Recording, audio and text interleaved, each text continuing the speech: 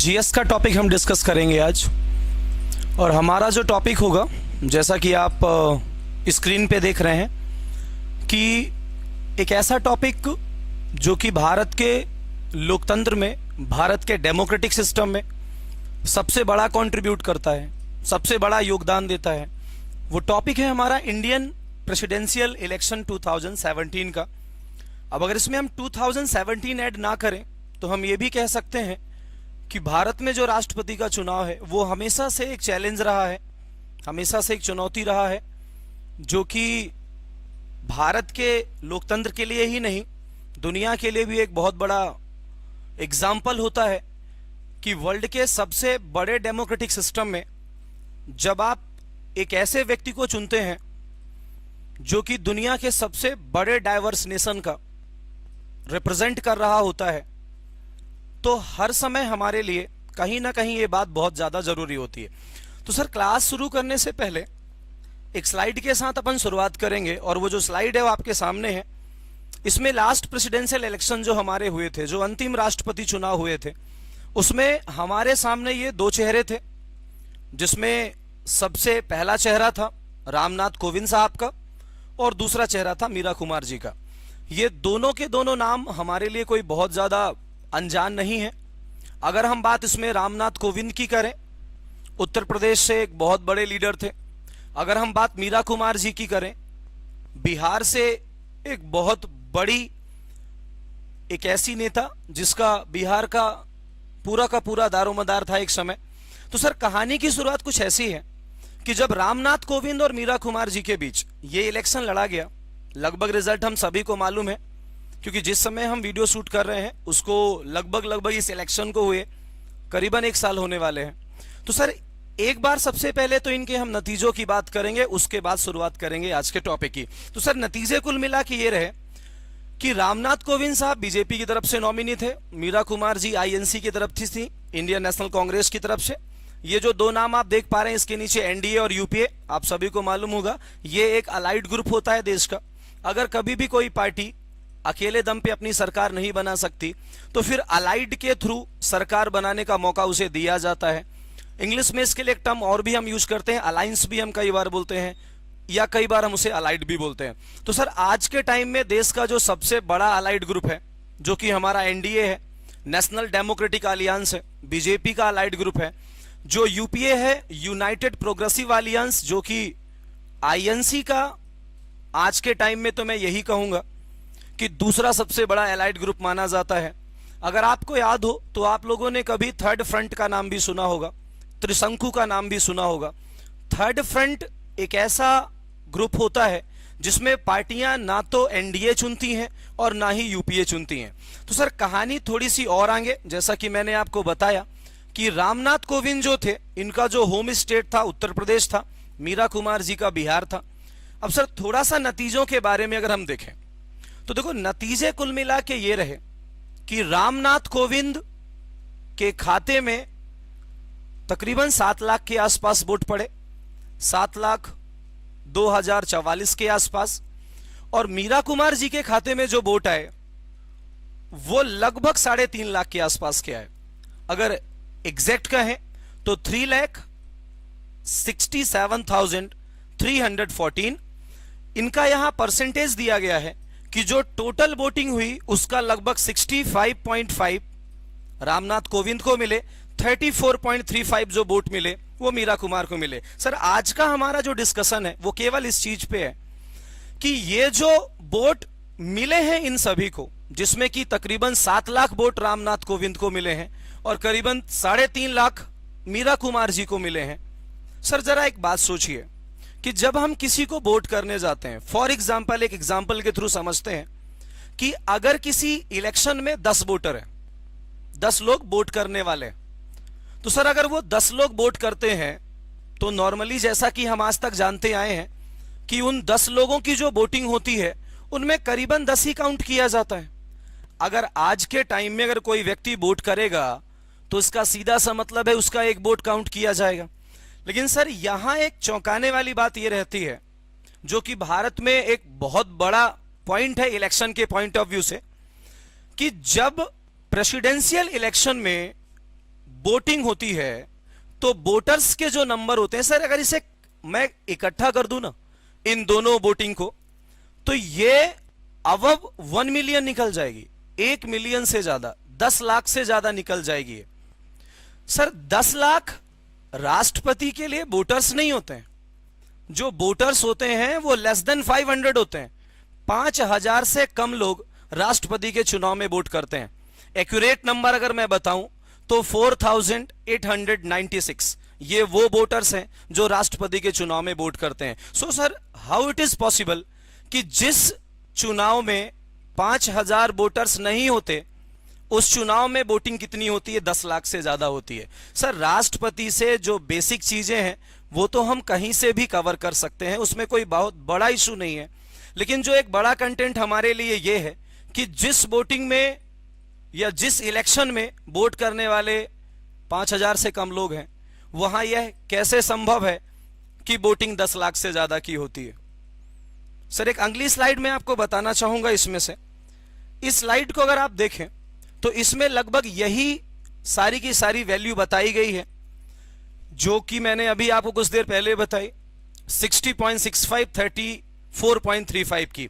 इसके अलावा अगर हम एक स्लाइड पे और ध्यान दें तो देखो सर, ये जो स्लाइड हमारे पास है वो कुल मिला के ऐसी है कि राष्ट्रपति के चुनाव में जो वोटर्स होते हैं, सर वोटिंग कौन करता है राष्ट्रपति चुनाव में? लगभग हम सभी को मालूम होगा, वोटिंग करने वाले होते हैं लोकसभा के इलेक्टेड मेंबर, जिन्हें कि हिंदी में सांसद और इंग्लिश में एमपी कहा जाता है।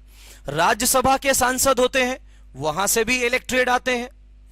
और हम सभी को यह मालूम होना चाहिए कि भारत की जो 31 विधानसभाएं हैं, जिसमें कि 29 स्टेट्स की हैं और 2 यूनियन टेरिटरी की हैं, 31 विधानसभाओं के तकरीबन 4120 विधायक आते हैं। शुरुआत करते हैं सेशन की। जरा सोच के देखें, लोकसभा में अगर हम नंबर्स की बात करें तो लगभग हम सभी को मालूम है कि लोकसभा में जो एक आइडियल कंडीशन है सांसदों की, वो कंडीशन है 552 की, 552 सांसद होते हैं। अगर हम राज्यसभा में एक आइडियल कंडीशन देखें तो वो होती है लगभग कितने की? 250 की। लेकिन हम सभी को यह मालूम है कि लोकसभा में जो अभी प्रेजेंट कंडीशन है वो है 545 की, 545 की, और जो राज्यसभा में प्रेजेंट कंडीशन है वो है 245 की, 245 की। सर, यहां से 7 सीटें खाली हैं, यहां से 5 सीटें खाली हैं। सीटों का मतलब आप कुर्सियों से लगा सकते हो कि जैसे एक हॉल में 552 कुर्सियां अगर लगी हुई हैं तो उसमें जो बैठने वाले लोग हैं वो कितने हैं? 545।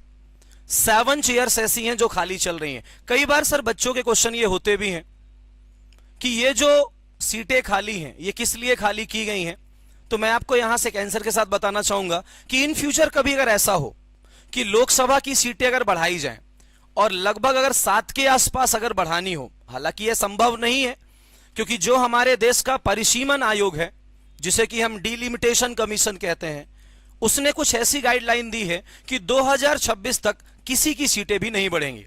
लेकिन फॉर एग्जांपल अगर समझा जाए कि लोकसभा की सीटें अगर हमें 7 इंक्रीज करनी हो, बढ़ानी हो, तो सर कंडीशन हमारे पास अवेलेबल है। हमें 7 सीट बढ़ाने के लिए संविधान में किसी प्रकार का कोई संशोधन नहीं करना होगा। हाँ, अगर ऐसा हो जाए कि कल को अगर हमें लोकसभा की सीटें 7 से ज्यादा बढ़ानी हो तो सर फिर यह संभव होगा कि हमें संविधान में क्या करना होगा? संशोधन। क्योंकि सर यहां जो कंडीशन बन रही है वो 552 से ज्यादा की नहीं बन रही है। सेम कंडीशन राज्यसभा के साथ है। अब सर पॉइंट की बात कुल मिला के ये है कि लोकसभा में जो हमारे सांसद हैं 545, सर इसमें 2 टाइप के सांसद होते हैं। एक सांसद वो होते हैं जो नॉमिनेट होते हैं। नॉमिनेट का मतलब एक ऐसा सांसद जिसके लिए इलेक्शन का यूज नहीं किया जाता है, जो चुनाव में वोटिंग का वो जो एक कैरिकुलम होता है उसमें किसी भी प्रकार से वो सेट नहीं होता है। 545 में जो 2 सांसद होते हैं जिन्हें कि जनरली एंग्लो इंडियंस कहा जाता है, हिंदी में आंग्ल भारतीय कहा जाता है, ये नॉमिनेटेड होते हैं। नॉमिनेटेड का मतलब साफ साफ यही है कि एक ऐसा सांसद लोकसभा में जो राष्ट्रपति के द्वारा ही नॉमिनेट किया गया है, और अगर वो राष्ट्रपति के द्वारा नॉमिनेट किया गया है तो भारत का जो संविधान है और भारत के संविधान का जो आर्टिकल नंबर 54 है, जिसमें कि इलेक्शन ऑफ प्रेसिडेंट के बारे में बताया गया है। उसमें यह बात साफ साफ कही गई है कि कोई भी नॉमिनेट व्यक्ति, फिर चाहे वो सर सांसद हो या विधायक हो, नॉमिनेटेड पर्सन कभी भी राष्ट्रपति के चुनाव में भाग नहीं लेते हैं। तो सर यहां होते हैं दो, इसका सीधा सा मतलब है कि अगर 545 में दो नॉमिनेटेड होते हैं, टॉपिक हमारा राष्ट्रपति का है, नहीं हम बिल्कुल समय लेके एंग्लो इंडियन समझते कि एंग्लो इंडियन का मतलब क्या होता है। तो सर लोकसभा में 543 सांसद ये राष्ट्रपति चुनाव के लिए जाते हैं। राज्यसभा में कंडीशन है हमारे पास 245 की।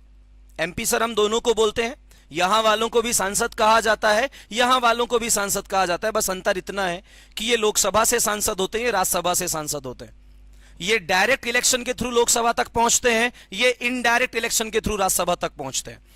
राज्यसभा में जो 545 सांसद होते हैं सर, उसमें 12 के आसपास ऐसे सांसद होते हैं जो कि नॉमिनेट किए जाते हैं। हमने सचिन तेंदुलकर का नाम सुना होगा, एमसी मैरी कॉम का नाम सुना होगा, जावेद अख्तर का नाम सुना होगा, हेमा मालिनी का नाम सुना होगा। ये वो सांसद हैं जिन्होंने किसी भी प्रकार की किसी इलेक्शन प्रोसेस से इनका सामना नहीं हुआ है, ये डायरेक्ट नॉमिनेट हुए हैं। सर इसमें 3-4 पॉइंट्स होते हैं, जैसे कि आर्ट होता है, साइंस होता है, लिटरेचर होता है, सोशल वर्कर्स होते हैं। ये कुछ वो लोग होते हैं जो स्पेशलाइज्ड होते हैं अपने काम में, इन्हें डायरेक्ट गवर्नमेंट के थ्रू नॉमिनेट किया जाता है और नॉमिनेट करके कहां पहुंचाया जाता है, राज्यसभा में। यह देश का दुर्भाग्य सर कि सचिन तेंदुलकर जैसे लोग जो देश में इतने प्रतिभाशाली खिलाड़ी माने जाते हैं, अगर हम पिछले आंकड़े उठा के देखें तो ये वो लोग हैं जिन्होंने 5 से 6 साल के कार्यकाल में ज्यादा से ज्यादा 25 दिन या 30 दिन का ही समय बिताया है। टॉपिक ये है कि ये जो 12 लोग होते हैं राज्यसभा में, ये राष्ट्रपति के चुनाव में भाग नहीं लेंगे, बिकॉज ये नॉमिनेटेड हैं, ये मनोनीत हैं, ये इलेक्शन के थ्रू यहां तक नहीं पहुंचे हैं। तो अगर इन आंकड़ों पे हम थोड़ा सा और अच्छे से अमल करें तो कुछ ऐसा है कि 543 ये हमारे लोकसभा से हैं, 233 क्योंकि उसमें से अगर 12 कम कर दिया जाए तो लगभग 233 के आसपास आंकड़े आते हैं। अगर इन्हें हम ऐड कर दें तो इनका जो टोटल नंबर्स होता है वो होता है 776 का। सर हमारे देश में 776 ऐसे सांसद हैं जो निर्वाचित होते हैं, और ये वो एमपी हैं, ये वो सांसद हैं जो राष्ट्रपति के चुनाव में जाके क्या करते हैं, वोट। तो सर यहां से निकाले अपन ने 776। अगर हम देश की विधानसभाओं की बात करें तो जैसा कि हम सभी को मालूम है देश के अंदर 31 विधानसभाएं। फॉर एग्जांपल के थ्रू बात करते हैं, जैसे कि मध्य प्रदेश की विधानसभा। अगर हम मध्य प्रदेश की विधानसभा की बात करें तो लगभग हमारे पास जो नंबर्स हैं वो 230 के आसपास है। मध्य प्रदेश की विधानसभा में 230 विधायक हैं, इनमें कुछ नॉमिनेटेड भी होते हैं, लेकिन नॉमिनेटेड तब होते हैं जब राज्य में एंग्लो इंडियंस के लिए जगह होती है। कुछ दिन पहले एनबी लोबो के नाम को लेकर एक विवाद भी हुआ था कि उनको लेकर मध्य प्रदेश में किसी प्रकार से कोई सीट नहीं है, इसके बावजूद भी वो मध्य प्रदेश की विधानसभा में एंग्लो इंडियन की सीट रिजर्व किए हुए हैं। मध्य प्रदेश में जो विधायक हैं वो 230 हैं, कुछ नॉमिनेटेड भी हैं, नॉमिनेटेड नहीं आएंगे। अगर हम पूरे ऑल ओवर इंडिया की बात करें तो ऑल ओवर इंडिया में जो हमारी 31 विधानसभाएं हैं, उनमें से जो विधायक निकल के आते हैं, जो कि इलेक्टेड होते हैं, उनके नंबर्स होते हैं 4120, 4120। और सर एक अच्छी बात मैं आपको बताऊं कि ये नंबर्स अगर आप याद रखते हैं तो 2026 तक, 2026 तक कोई नया डेटा आपको अपनी कॉपी में नहीं लिखना पड़ेगा। इसका कारण यह है कि जो हमारे देश का परिसीमन आयोग है, डिलिमिटेशन कमीशन है, उसने साफ साफ एक गाइडलाइन देके रखी है कि 2026 तक ना तो विधानसभा की सीटें बढ़ेंगी, ना लोकसभा की सीटें बढ़ेंगी और ना ही राज्यसभा की सीटें बढ़ेंगी। तो सर अपने टॉपिक पे आए। विधायकों की संख्या है 4120 और सांसदों की संख्या है 776। सर ये दो ऐसे नंबर्स हैं जो राष्ट्रपति के चुनाव में भाग लेते हैं। अब जरा सोच के देखो, 4120 विधायक हैं, 776 सांसद हैं, अगर हम इन्हें ऐड करें तो हमारे पास 4896, 4896 ये वो लोग होते हैं जो राष्ट्रपति के चुनाव में भाग लेते हैं। अब सर जरा सोचिए, 4896 ये राष्ट्रपति चुनाव के वोटर्स हैं। और जरा 2 मिनट के लिए हम स्लाइड पे आए तो अगर स्लाइड पे हम इनकी बात करें तो आप नंबर्स देख सकते हैं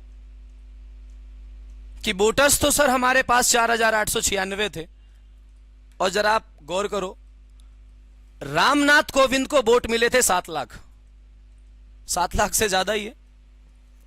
मीरा कुमार को वोट मिले थे 3 लाख से ज्यादा, वो भी 3.5 लाख से ज्यादा वोट मिले।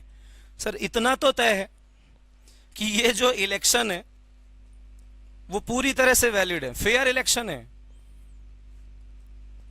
ये बात अलग है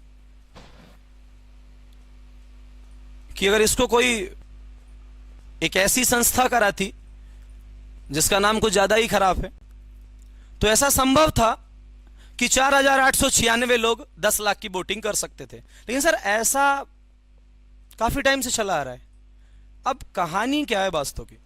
कहानी कुल मिला के ये रही कि आज हमें केवल और केवल इसी पॉइंट पे बात करनी है कि how it is possible 4,896 voters and voting more than 1 million.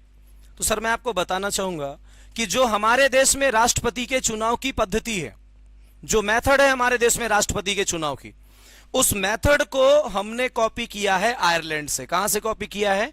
Ireland से। आयरलैंड के संविधान से हमने सीखा है कि हम अपने देश में राष्ट्रपति का चुनाव कैसे कराएंगे। 2 चीजें बताता हूं, समझिएगा। हमारे देश में राष्ट्रपति का चुनाव इनडायरेक्ट होता है, अप्रत्यक्ष होता है। अप्रत्यक्ष का मतलब वो जिस चुनाव में हम भाग नहीं लेते हैं, जिसमें हम वोट नहीं करते हैं। इनडायरेक्ट इलेक्शन एक ऐसा इलेक्शन है जिसमें हमारे द्वारा जो लोग डायरेक्ट इलेक्शन के थ्रू चुनाव जीत चुके हैं, वो लोग जाके राष्ट्रपति के चुनाव में वोट करते हैं। दूसरी खास बात यह कि जब राष्ट्रपति के चुनाव में कोई भी एमएलए या कोई भी एमपी, कोई भी विधायक या कोई भी सांसद, सर हमारा केवल डिस्कशन इस मुद्दे पे है कि ये नंबर जो है वो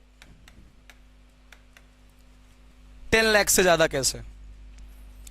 कोई भी एमएलए, कोई भी विधायक या कोई भी सांसद जब राष्ट्रपति के चुनाव में वोट करने जाता है तो वो अपनी एक वैल्यू, अपने वोट की वैल्यू लेके जाता है। सर कहने का मतलब यह है कि हम देश में एक ऐसे व्यक्ति को चुन रहे हैं जो पूरे देश को रिप्रेजेंट कर रहा है।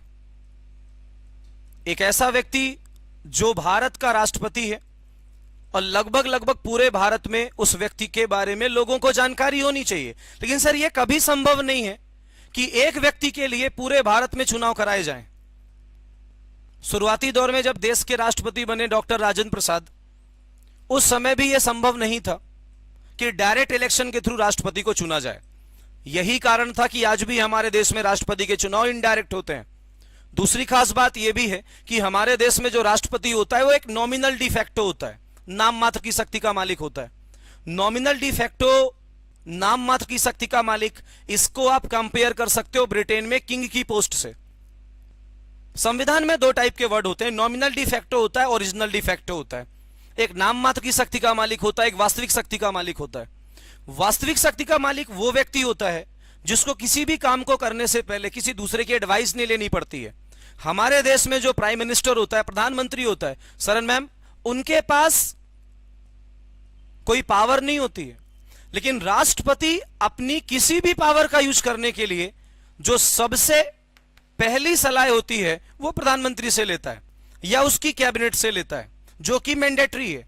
अगर आप संविधान का आर्टिकल नंबर 74 उठा के देखें, जिसमें काउंसिल ऑफ मिनिस्ट्री के बारे में बताया गया है, उसमें यह साफ साफ कहा गया है कि राष्ट्रपति अपना कोई भी ऐसा काम नहीं कर सकता जिसमें काउंसिल ऑफ मिनिस्ट्री के अंतर्गत एक जो टीम होती है कैबिनेट, जिसे कि हम यूनियन कैबिनेट भी कहते हैं, बिना उसकी परमिशन के वो कोई काम नहीं करेगा।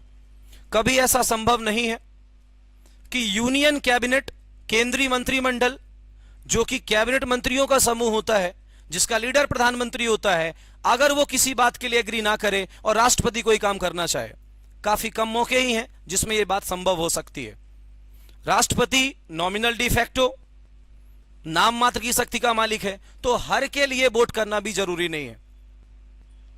यहां बात करते हैं एमएलए और एमपी, विधायक और सांसद, ये वो लोग हैं जो राष्ट्रपति के चुनाव में जाके वोट करेंगे। लेकिन सर मतलब यही है कि इनके जो टोटल नंबर्स हैं वो 4,896 और जो वोटिंग हो रही है वो 10 लाख से ज्यादा की हो रही है। यहां हमने ये बात की है कि जो एमएलए राष्ट्रपति के चुनाव में वोट करने जाता है वो अपनी एक इंडिविजुअल वोट वैल्यू लेके जाता है।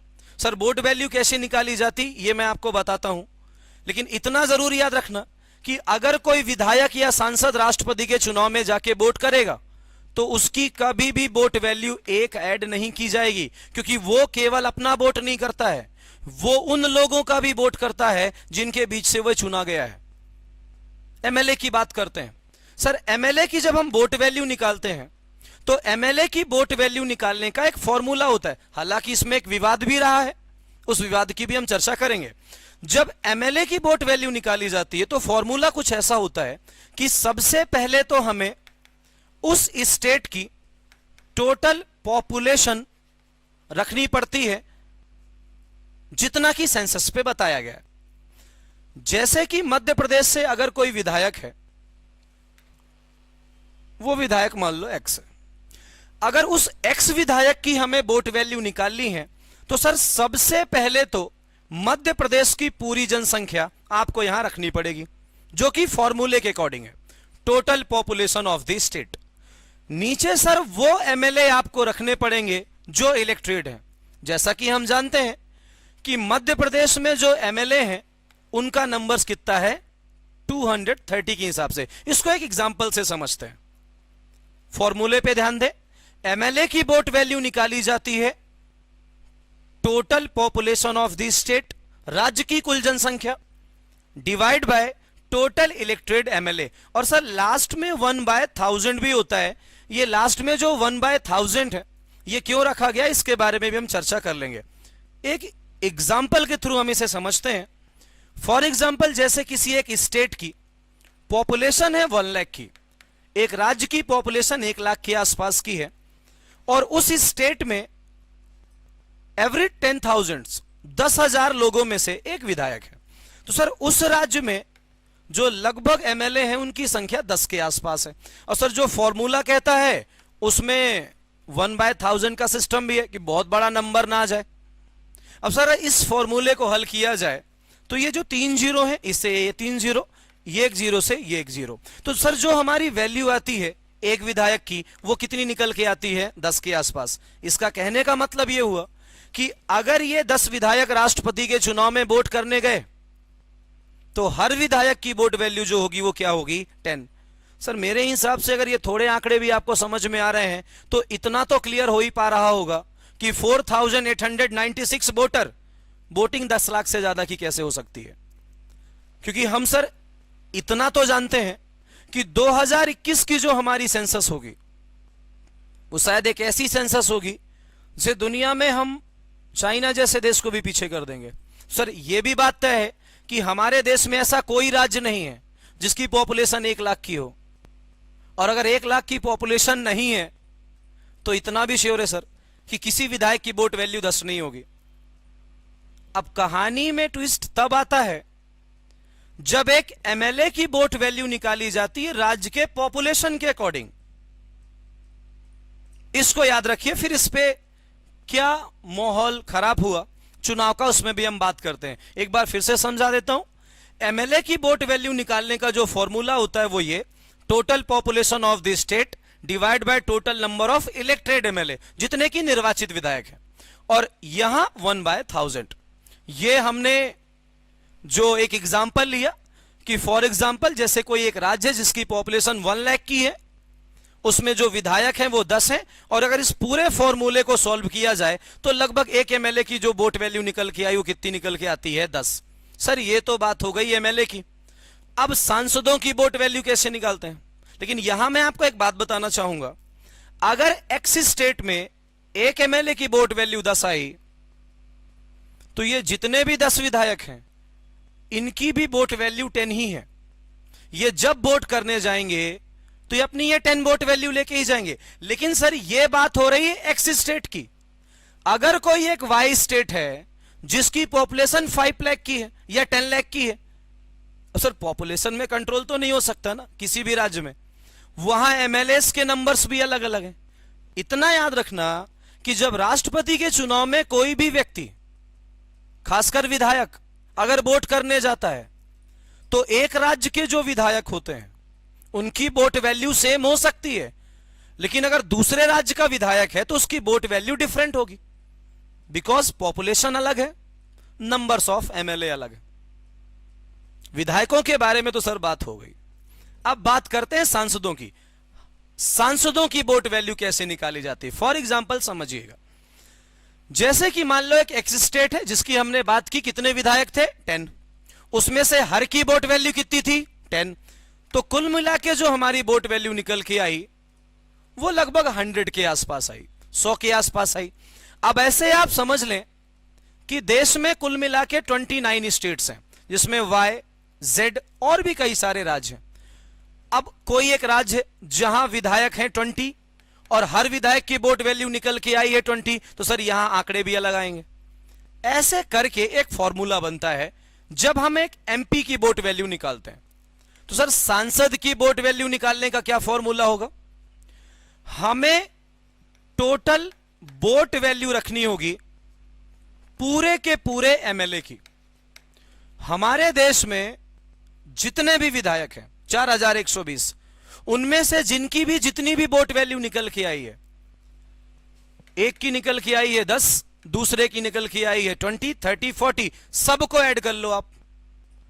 पूरे भारत में जितने एमएलए हैं सबकी वोट वैल्यू आप ऐड करिए, आप यहां रखिए। जितनी भी वोट वैल्यू आए सारे के सारे एमएलए की, ध्यान देने वाली बात यह है कि हम यहां वोट वैल्यू जो निकाल रहे हैं वो एमपी की निकाल रहे हैं, सांसदों की निकाल रहे हैं। लेकिन सांसदों की वोट वैल्यू निकालने के लिए पहले जरूरी यह होता है कि विधायकों की वोट वैल्यू निकाल ली जाए, क्योंकि जो फॉर्मूला बनता है वो फॉर्मूला कुछ ऐसा बनता है कि जब हम सांसदों की वोट वैल्यू निकालते हैं तो वो हो जाती है total vote value of MLA in all over the India. पूरे भारत में विधायकों की वोट वैल्यू डिवाइड किससे करते हैं? टोटल इलेक्टेड एमपी, जिनके नंबर्स हमारे पास कितने हैं? 776। सोचने वाली बात है कि अगर हमारे पूरे भारत में जितने भी विधायक हैं, अगर उनकी vote value for example 1 lakh निकल के आ रही है सबको ऐड करने के बाद, तो जो भी हमारे पास सांसद हैं 776। यहां याद रखने वाली बात यह है कि लोकसभा और राज्यसभा के सांसदों के लिए अलग अलग से फॉर्मूले ऐड नहीं होते हैं। लोकसभा और राज्यसभा जो दोनों सांसद होते हैं उनको ऐड करके उस टोटल वोट वैल्यू के साथ डिवाइड कर दिया जाता है। इसीलिए याद रखिएगा कि जो सांसदों की वोट वैल्यू आती है वो सेम ही होती है, फिर चाहे वो लोकसभा से हो या राज्यसभा से हो, क्योंकि सर टोटल के साथ डिवाइड किया है अपन ने। लेकिन जब विधायक जाते हैं वोट करने के लिए तो हर राज्य के विधायक की वोट वैल्यू अलग अलग होती है। अब कहानी कुल मिला के ये है कि एक एमएलए जाता है वोट करने तो उसकी वोट वैल्यू अलग, एक सांसद जाता है वोट करने उसकी वोट वैल्यू अलग। और सर यहां हमने ये बात सीखी है कि जो वोट वैल्यू निकल के आती है वो 1, 2, 3, 4 नहीं, 40, 50, 100 या 200 में आती है। आपको मैं आंकड़े बताना चाहूंगा। उत्तर प्रदेश का जो एक विधायक है उसके एक वोट की वैल्यू लगभग 207 के आसपास होती है। अगर यूपी से कोई विधायक जाता है राष्ट्रपति चुनाव में वोट करने के लिए तो वो 207 वोट वैल्यू लेके जाता है। दुर्भाग्य यह है देश का कि एक देश है, एक राज्य है जिसका नाम है सिक्किम, जो कि हमारे देश में सबसे छोटा राज्य है पॉपुलेशन के हिसाब से। वहां जब एक विधायक वोट करने जाता है तो अपनी वो 7 वोट वैल्यू लेके जाता है। जरा सोचिए कि राष्ट्रपति चुनाव में अगर कोई विधायक वोट करने जा रहा है तो सबसे बड़ी कंडीशन उसके साथ यह कि उसकी वोट वैल्यू ज्यादा होनी चाहिए। आप आखिरी उत्तर प्रदेश विधानसभा चुनाव से समझ सकते हैं कि उत्तर प्रदेश में विधानसभा चुनाव जीतकर जो बीजेपी थी वो कितनी आश्वस्त हो गई थी राष्ट्रपति चुनाव के लिए। उत्तर प्रदेश में जो 403 एमएलए हैं उनमें से 300 से ज्यादा एमएलए जो हैं वो आज बीजेपी के पास हैं। और पूरे भारत में जो सबसे ज्यादा वोट वैल्यू है वो यूपी के विधायकों की है। सर ऐसा क्यों है? क्योंकि यूपी की पॉपुलेशन ज्यादा है। अब जरा सोचिए, कोई एक राज्य अगर अपने विधायकों की वोट वैल्यू बढ़ाना चाहता है तो उसका फॉर्मूला तो सेम है कि राज्य की पॉपुलेशन बढ़ाई जाए, और जितनी राज्य की पॉपुलेशन बढ़ाई जाएगी विधायक आपके उतने ही पावरफुल होते जाएंगे। सर आपको मैं एक बात बताऊं, 1951, 1961 और 1971 ये जो 3 सेंसस हमारे पास आई, इसमें जो आखिरी सेंसस आई 1971 की, आप सभी को यह भी मालूम होगा कि भारत दुनिया का पहला ऐसा देश है जो फैमिली प्लानिंग की बात करता है। अब सर, एक तरफ तो हम बात क्या करते हैं कि भारत में जनसंख्या का नियंत्रण किया जाए जिससे कि काफी चीजें अच्छी होंगी, और दूसरी तरफ हम ऐसे घटिया फॉर्मूले रखते हैं जिसमें यह कहा जाता है कि एक विधायक पावरफुल तब होगा जब उस स्टेट की पॉपुलेशन ज्यादा होगी। आपको मैं एक इंसिडेंट बताता हूं, समझना। 1971 में, हाँ ये बात तो हमारी क्लियर हो गई होगी कि वो 4896 10 लाख से ज्यादा की वोटिंग कैसे कर सकते हैं, क्योंकि हर की वोट वैल्यू क्या होती है, अलग अलग होती है।